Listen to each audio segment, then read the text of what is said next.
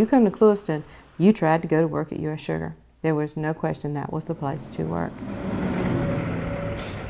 The management was great, the pay was great, the benefits were great. There was just no downsides to working for U.S. Sugar at that point. The McCorveys hired on at U.S. Sugar back in the early 80s. These are company newsletters. During that period, the company chose to replace its pension plan with an ESOP, or Employee Stock Ownership Plan. Because these people were the ones that were in charge of feeding all the cane cutters back. Under the plan, the workers each received stock in the company, and their retirement benefits became directly tied to the fortunes of U.S. Sugar. Everybody was really excited that they thought enough of us to call us shareholders. And it was always stressed to me in my position as a manager of that 20,000-acre farm, the better you do, the higher your stock will be worth and the more retirement you'll get.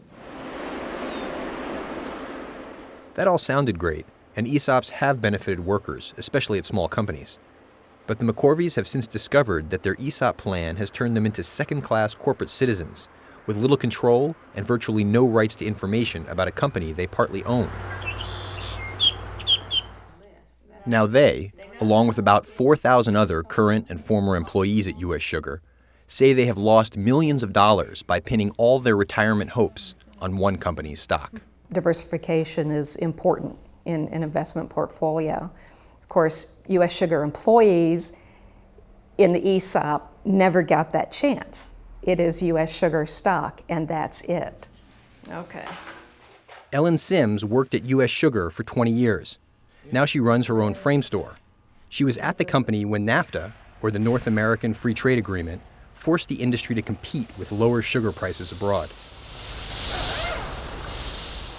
In response, U.S. Sugar management began waves of downsizing, laying off hundreds of workers, amassing a huge debt, and disassembling one of their sugar mills, selling it off to the Philippines. As the company has declined, so has its stock price. And the share value kept dropping and dropping and dropping. Rules governing the ESOP have kept laid-off workers from cashing out their U.S. Sugar stock. When I was downsized, I have to wait 5 years to get my hands on my ESOP shares. And by the time that happens on May 1st, 2009, it'll be worth, a quarter of what it was when I left the company. I have come to the realization that I will probably be working until the day I die. I do not expect to have any retirement. To make matters worse, Sims and other workers recently found out that twice in the last 3 years, management turned down an offer to buy the company at $100 a share more than the stock's value at the time. The difference in what if they would have took the buyout versus what it's worth to now cost us $137,000, give or take $1 or $2. In response, the shareholders filed a lawsuit against the chairman of the board, the CEO, and other power brokers at U.S. Sugar. The lawsuit accuses them of intentionally hiding the offer in order to maintain control of the company. The Lawrence Group, an outside investment firm, made the disputed offer. I never ever, as a stockholder, received any kind of correspondence from U.S. Sugar telling me that Lawrence Group had ever made any kind of bid to purchase the company. Nobody ever knew nothing about it. Never. Michael Smith and his brother Randy are also ESOP shareholders laid off by U.S. Sugar in the last few years. You're cheating the working man, the guy out in the field, the girl that sits there and types letters all day for $8 and $9 an hour. Smith wrote a letter to the editor in the local paper, trying to organize a stockholders' revolt among ESOP participants, which in fact own the largest block of shares at U.S. Sugar. We own 38% of the stock, right? But nobody knows that, right?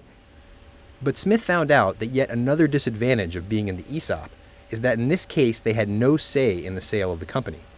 In fact, as ESOP participants, they have neither the voting rights of normal shareholders or access to any financial information about U.S. Sugar since it's a privately held company. I was reading the notice of the annual meeting, and it said very clearly that if you're in the ESOP, you are not permitted to come to the meeting because you're just a participant in the ESOP. You're not really a shareholder. No one from U.S. Sugar would talk to the New York Times, citing the pending lawsuit, which is inching its way through federal court. Meanwhile, this year's sugar harvest has been lower than expected and plagued by technical problems, compounding the worries of many ESOP shareholders.